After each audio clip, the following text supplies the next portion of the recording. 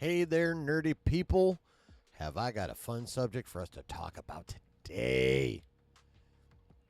What we've got going on is an article came out in Variety talking about the toxic fandom and how Hollywood is planning on battling said fandom. And the results are kind of interesting. So let's hop into this article, see what it says, and then talk about it. This is from Variety. Toxic fandom. How Hollywood is battling fans who are, quote, just out for blood. From social media boot camps to superfan focus groups. On August 28th, Amanda Stenberg, the lead of the Star Wars series The Acolyte, posted an 8.5-minute video to her Instagram stories about Lucasfilm's abrupt decision to not pick up the show for a second season, just a month after the season 1 finale streamed on Disney+. It's not a huge shock for me, Stenberg said. Since the series was announced in 2020, she continued, we started experiencing a rampage of, I would say, hyper-conservative bigotry and vitriol, prejudice, hatred, and hateful language towards us. Stenberg was unavailable to comment for this story. In other words, The Acolyte was the latest high-profile target of, quote, toxic fandom, the catch-all term for when fan criticism curdles from good-faith dissatisfaction into a relentlessly negative, often bigoted online campaign against either the project or its stars or creative leaders. In a franchise economy increasingly dependent upon established audience devotion to drive the bottom line, the threat of toxic fandoms poisoning that enthusiasm has become a seemingly intractable headache for almost every studio, and it's only getting worse. It comes with the territory, but it's gotten incredibly loud in the last couple of years, says a veteran marketing executive at a major studio. People are just out for blood regardless. They think the purity of the first version will never be replaced, or you've done something to upset the canon of a beloved franchise, and they're going to take you down for doing so. Sometimes toxic fandoms behave reactively.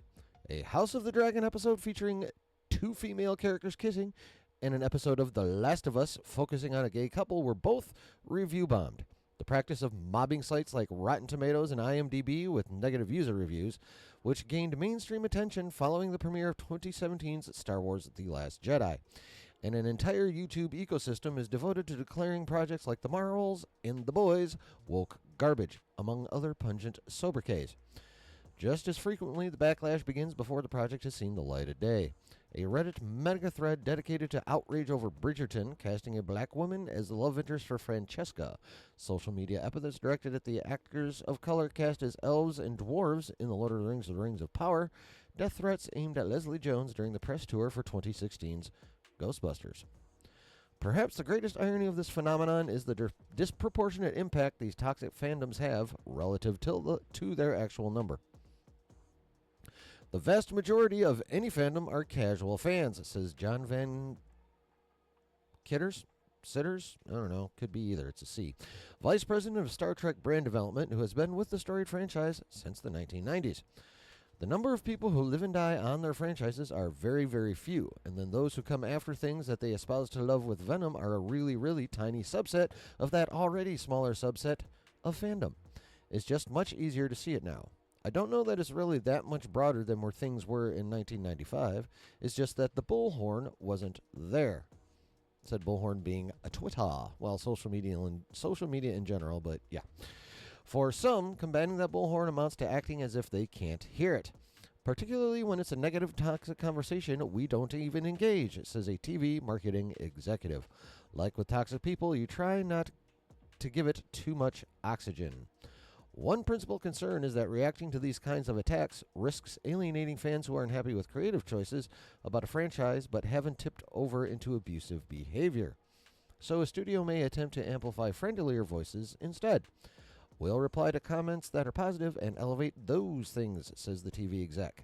Still, toxic fandoms have grown so pernicious that they've become a fact of life for many, and so powerful that while talent, executive, and publicists will privately bemoan the issue, fear of inadvertently triggering another backlash kept several studios from speaking for this story, even on background.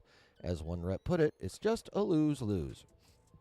Those who did talk with Variety all agreed that the best defense is to avoid provoking fandoms in the first place. In addition to standard focus group testing, studios will assemble a specialized cluster of superfans to assess possible marketing materials for a major franchise project. They're very vocal, says the studio exec. They will just tell us, if you do that, fans are going to retaliate. These groups have even led studios to alter the projects. If it's early enough and the movie isn't finished yet, we can make those kinds of changes. Okay, so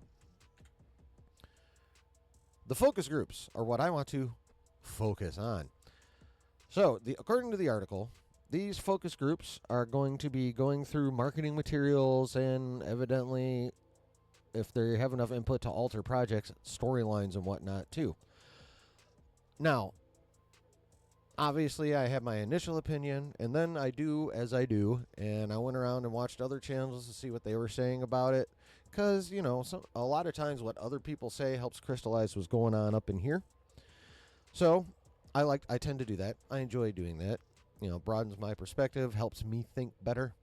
And a lot of what I was seeing is a bunch of people decrying the idea of superfan focus groups. They don't like it. They think it's a big risk. They think they will lead to a lack of creativity and everything will get watered down. I happen to disagree with most, if not all of that. Oh, yes. And, of course, I think it'll be difficult to put together a reasonable focus group. Okay, so let's start with putting them together, first of all. A big concern is, how do we get a focus group that's only genuinely concerned with story issues and not how they feel about people being cast based on their skin color, sexuality, or lack thereof, and, all the other usual stuff that that certain subset likes to complain about. How do we avoid those people? Oh, and by the way, this article overlooks one massive thing, and that is every time they talk about toxic fandom in this article, they're always talking about the bigoted side of the toxic fandom. Unfortunately, it is a reality that the toxic positive side of the fandom is just as blind and harmful as the negative side. And I never saw that addressed in that article even once. So that right there is just a major foul-up of this article. But getting back to the main thing, these focus groups, putting them together, I don't know why so many people see it being difficult. All you got to do, I could literally put a focus group together in a day for just about anything you want. All you got to do is go through YouTube or TikTok or, any of the above. And you find, I don't know, the 10 biggest channels in whatever subject you're looking for, right? And then you watch them. And you see what they're about. The YouTube is these social media channels, YouTube, Twitter, anything you can put a video on. While there are plenty of disingenuous people out there, right now, your best chance at making money at this is to flee towards the edges. Like, the hate baiters are making a living out of hating everything. The toxic positives are making a living out of loving everything. So you find them, and then you ignore them. And then you start checking out other people. And what you'll find is a bunch of people like me. People who only care about A, lore, and B, lore and 1 and 1A. Lore, and if you're giving me a good story and a well put together show or movie. That's it. But if you don't give me something well put together, or if you step on the lore, I'm going to shit on you. But if you give me a good story, hell yeah. And so the type of people that they want in those focus groups is people who think like that. Like moi. And that's all you got to do. One day. They could put together a focus group of reasonable-minded individuals. Yet somehow, some way, a lot of people out there in the space think it's going to be difficult, and I don't understand why. It's super simple, and you can do it in a day. Now, as for how far they can go in terms of how much power they have to change projects, some studios are obviously willing to do that. They're quoted as that. I don't know if they should go that far with focus group power. I mean, unless they completely screwed the pooch on what they were doing until they talked to the focus group. I would advise you, if you've already started a project, don't bother with the focus group. Only for new projects. But, yeah, I think it's kind of funny. I mean, from one side, it makes sense that all these executives would rather take the oxygen out of it, out of the situation by completely ignoring them. And, yeah, that is one of the things you can do to take the wind out of their sails.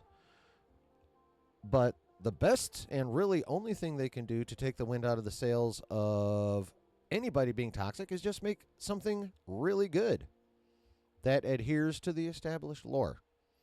And anything can have lore, by the way. This is not just a discussion about Star Wars. Comics have lore, tabletop games have lore, video games have lore. If you're going to adapt any of that stuff, honor the lore, make it good.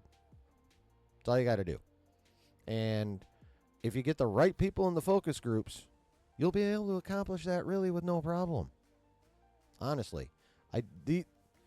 The only way these focus groups end up being bad is if the studio doesn't put them together correctly. That's it.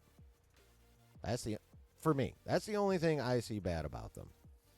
You know, if they, don't do their due diligence and pick the wrong people, oh yeah, they're going to be up Schitt's Creek. They will be so screwed. It won't even be funny. But as I've already mentioned, it's not that hard. It's really not that hard. And one other ironic thing about this statement is when this news first dropped, I found it amusing, so highly amusing, that each extreme end of the fandom, both ends that I label toxic, the hate baiters and the toxic positives, they didn't like the idea. Not for any really logical reason, but they just went straight to the fact that, Hollywood's just going to have a whole bunch of people from the other side on there. The hate baiters thought the whole panel was going to be wink, and the toxic positives thought the whole panel was going to be the bigoted hate baiters. Which is silly because you're all easily avoidable. Just so you know, if any of you are watching, by any small chance, you're easily avoidable. You can be ignored because there really aren't that many of you. You just got to be smart about it. Actually, you don't even have to be that smart about it. Like, y'all's bullshit is pretty easy to sniff out, metaphorically speaking. So, anyway, what do you guys think about the potential of focus groups? Are you worried about the makeup of them? Do you think, since Hollywood tends to, at least on the surface, lean left, if you're a conservative person, you think that's going to be a problem? If you're a liberal person, do you think they're going to be listening too much to the conservative side? Do you just think it's a bad idea to listen to fans at all about anything? Do you think that stifles creativity? No, if you're in an IP and you can be creative with the lore if you're talented.